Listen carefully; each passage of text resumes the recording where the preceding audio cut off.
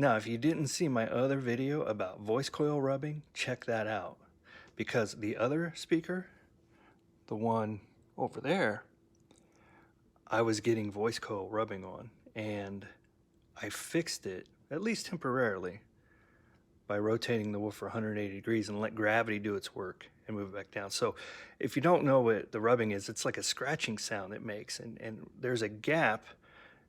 These are the wire leads to the voice coil, and there's a gap in the voice coil, and I want to call it the pull piece. I'm not really sure. I have to reference my book to get the exact term, but that gap gravity starts to move that gap, because these are suspended by these foam surrounds. These are actually cloth, and it will rub like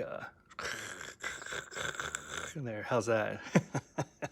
But that's pretty much what it sounds like. So I rotate the woofer, let gravity do the work, and then my gap can go back in and I have no more scratching. Let me show you what that looks like on the other side. Real quick, most of these come from the factory with these wire leads down that go to the terminals. At least everyone I've seen. You guys tell me if you see different.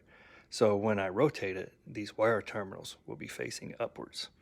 So here I am on the other side, and you can see those terminals are upwards. Allows that gap to kind of float down, let gravity do its work, and it sounds much, much better. No scratching. No scratching on those deep bass tones.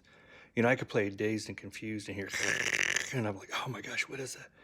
As one of my tests for my deep woofer sounds.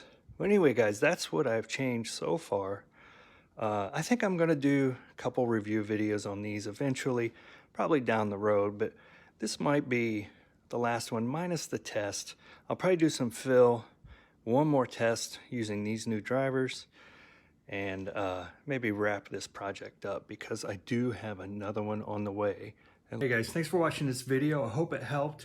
Try that. Don't throw that woofer away. Try that fix.